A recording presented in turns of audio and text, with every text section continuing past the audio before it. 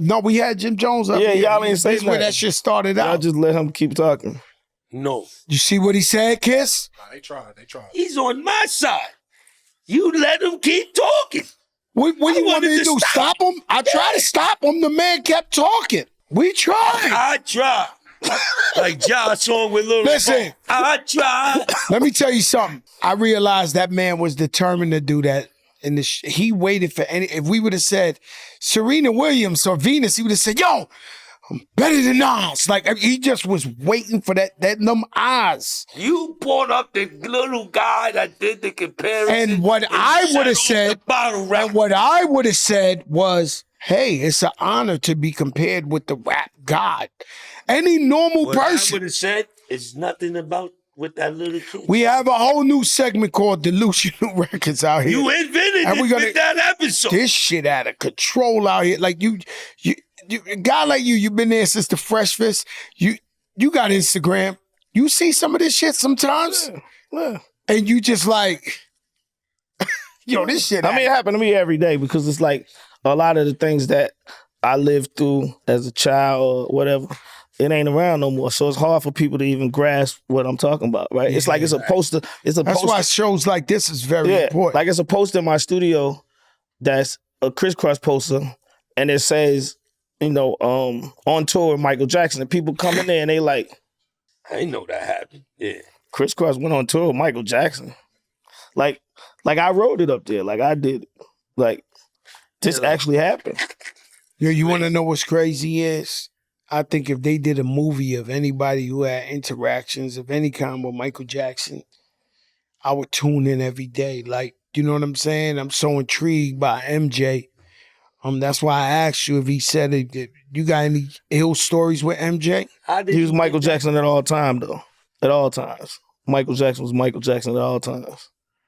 So even behind the scenes. Kris Kross on tour with? How the fuck did? No, he wanted him on tour with him. He wanted. He called for it? He wanted. I mean, we was all on Sony, but Jump was huge, right? It was just a big record, and Mike he liked rap, but people ain't. What I mean, they wasn't really fine. They didn't know that that's what he was into, and he was like that song.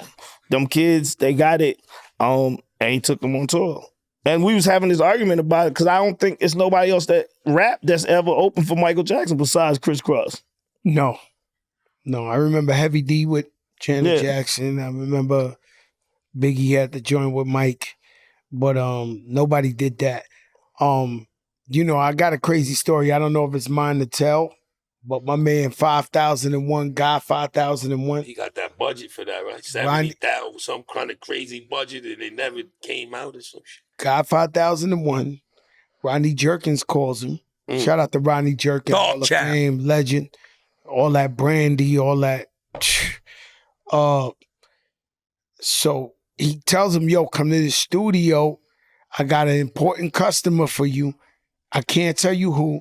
So Guy goes to Sony studio or something. He got his little notebook with him. He about to take the measurements. It could have been anybody. He said he went to the bathroom and he told Poppy. Poppy cut up all the shit. Right? Poppy. So he told Poppy, we're gonna meet somebody famous. It's like Chef. If I would have told you, but I don't know. He was like, we're gonna meet somebody famous. Calm down, Poppy. Don't get too excited. He didn't know who.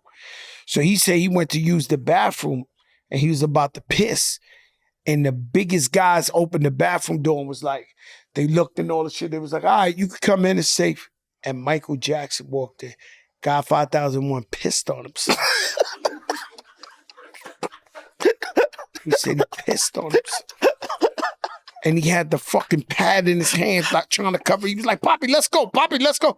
He never got to measure MJ and then he pissed on himself and fucking ran out of there. Poppy, let's go. Poppy was like, yo, what happened? I thought he was like, no, we gotta go. I don't know what the fuck I'd have did if I met Michael Jackson. I'm not gonna lie to you. I don't know what all I could tell you is Michael Jackson, the day he died, I had to pull the truck over. I was in the Bronx and I started crying for like an hour. Do you remember, if you remember vaguely, it did mad shit. When Mike died, it stormed, rained, hail, we was on my block under the thing. It's like Bro. He was talking to the from the heavens and did all type of shit. I'm gonna tell you a cap story right now, and nobody's gonna believe me if you wasn't tuned in. The Taliban took a day off for MJ. I'm telling you. It was on CNN. In Pakistan. Yo, I'm trying to tell y'all. Yo, Oh my God. Oh, let me hear this. I gotta hear you out, my brother. I'm just trying to tell you because I'm not sure if everybody. I'm a CNN head. Whether they lied and it was propaganda or whatever it was, when MJ died, they said that the Taliban took a day off and they had them dancing around a boombox in the mountains. The Taliban was in there trying to do the Michael Jackson. Hey, yo, what are you? MJ was the biggest shit in the world ever created. God, yo, oh Jesus Christ! He made the Taliban take a day off. It's crazy. CNN said the Taliban took a day off and they had them doom, doom, doom, doom, doom, dancing around the box. I'm telling you. Listen, I will say this though. When I talk about like being on tour, Michael, it's hard for me to even have a conversation with people because they don't actually even like want to believe what I saw, right? Like, you know, like Chris Brown, right? He got the thing where he's on the thing, he flying over. Oh no, he flying through the air. Yeah, Michael had a jetpack that he used to put on at the end of Billie Jean, and he flew out the stadium and left. No cap. You saw it. You saw it. Look, see? Stop fucking. Why you believe him? You don't believe me. He was there. Like you horrible, man. He was there. I'm not gonna lie, I seen it. They got shits of you. My man, hold up. My Dominican man, my brother Omega Fuerte. The man Omega was the biggest, like, reggae. So you seen it before, right? I'm telling you, he showed me it.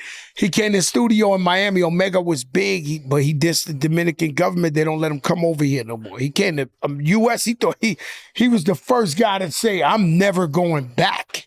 So he used to come in my studio all the time, Lamborghinis, Ferrari. Omega's the first big, like, I don't want to say it, but he was like a Bad Bunny at that time, right? Selling out Madison Square Garden. So he came one day and showed me that shit on YouTube or something, and he said he was going to do it. He said, I'm doing the stadium. I'm going to fly out the stadium. He said, you see Michael Jackson? He's flying out the stadium. He showed me the shit. Where did he land at? He went back. It went back to the backstage, and the car was back there waiting. He was gone. Who fuck taught him how to do that? I actually don't believe it was him. You know what I mean? I'm like, this is a little dangerous. But yeah, that's what I'm saying. Every show, got Mike going over the thing. I'm not gonna lie to you.